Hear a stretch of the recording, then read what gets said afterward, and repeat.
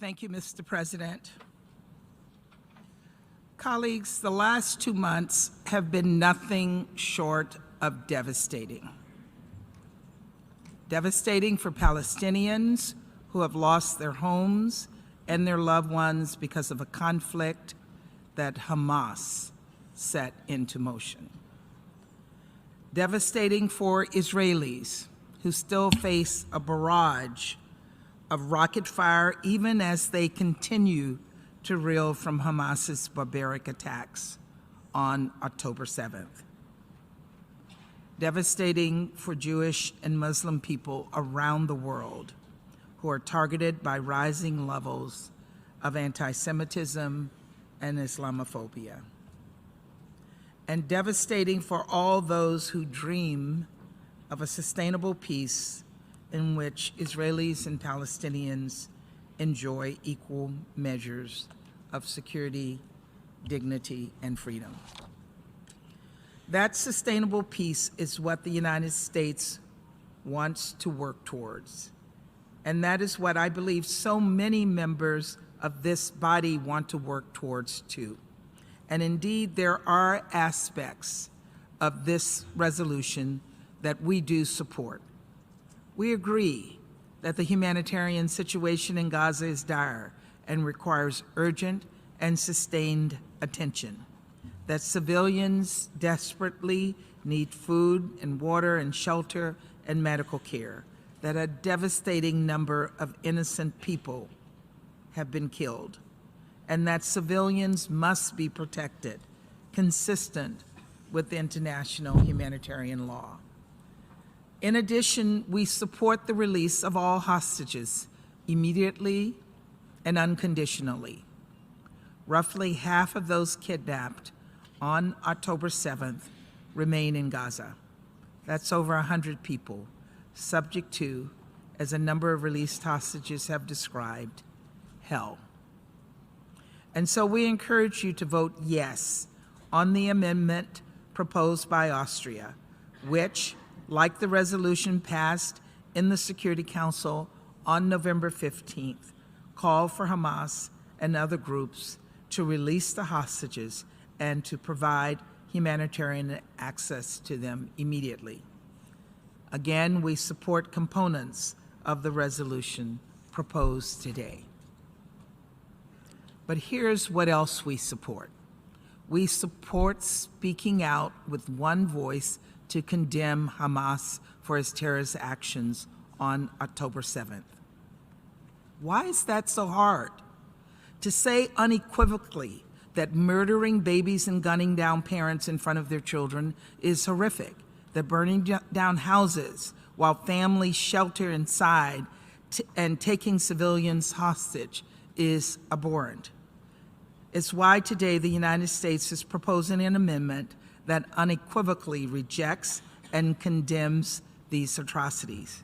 And we urge all members to vote yes and declare that what happened on October 7th is intolerable, period. This is the bare minimum, and it should not be that difficult.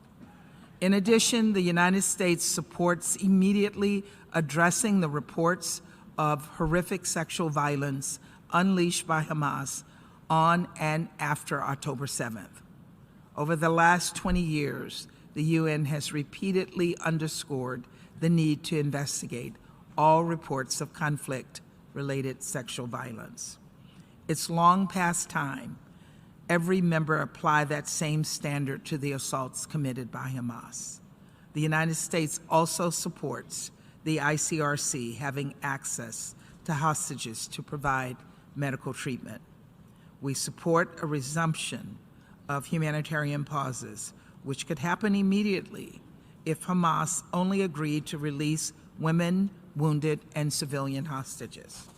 We have seen how critical these pauses are to get the hostages out and to give some respite to civilians and humanitarians in Gaza. Look, there's no shortage of rhetoric here in New York, but it's the diplomacy the United States is engaging in on the ground that made that week-long pause possible. It was careful conversation and collaboration with Egypt and Qatar that helped reunite more than 100 hostages with their loved ones, and that dramatically expanded humanitarian assistance to Gaza during the break in fighting. Of course, we support even more aid getting into the hands of those who so urgently need it. Over the last week and a half, the United States has airlifted more than 90,000 pounds of humanitarian aid to Egypt's border, with more on the way. And we're working with Israel, Egypt, the UN, and others to surge humanitarian assistance into Gaza.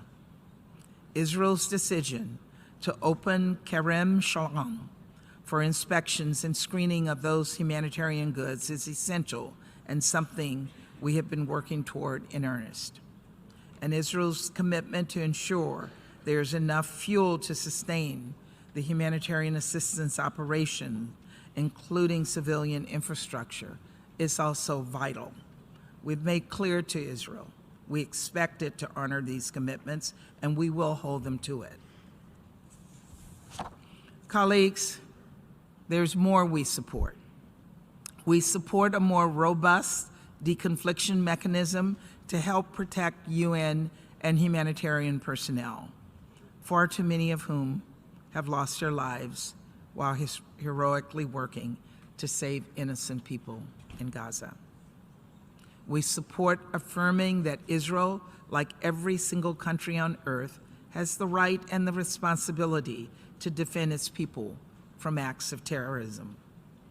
Because we know that Hamas intends to repeat the horrors of October 7th again and again and again. A senior Hamas official said so himself on television. Indeed, it was Hamas that broke the 7-day pause last month by committing a vicious terror attack in Jerusalem, firing rockets into Israel, and then failing to release the hostages it had pledged to release. Let's be realistic here. This is a terrorist group that no member state would tolerate living next to. So long as Hamas remains driven by its murderous ideology, any ceasefire right now would be temporary at the best and dangerous at worst. Dangerous to Israelis, who would be subject to relentless attacks, and also dangerous to Palestinians, who deserve the chance to build a better future for themselves, free from Hamas, a group that hides behind innocent civilians rather than protect them, and that co-opts civilian infrastructure to wage conflict. Of course, how Israel defends itself matters. Israel must avoid mass displacement of civilians in the south of Gaza. It must ensure sufficient humanitarian assistance to those who have fled violence, and it must allow civilians in Gaza to return home as soon as conditions allow. We will continue to press at the highest levels for this and for the protection of civilians as Israel pursues legitimate military objectives. Because perhaps most of all, while we cannot support a one-sided Security Council or General Assembly resolution that ignores so much of what we all stand for, we desperately want to see an end to the cycle of unceasing violence. Colleagues, our goal must be to stop the death, the devastation, and the destruction for the long term. And that is simply not a future Hamas wants to see. So as we address this immediate crisis and work to surge humanitarian assistance to the Palestinian people, we must also work to build a foundation for a truly sustainable peace, one where Israelis and Palestinians can live side by side in states of their own, so that the next generation and the generations to come need not experience the devastation of the last 2 months and finally realize freedom, security, and peace. Thank you, Mr. President.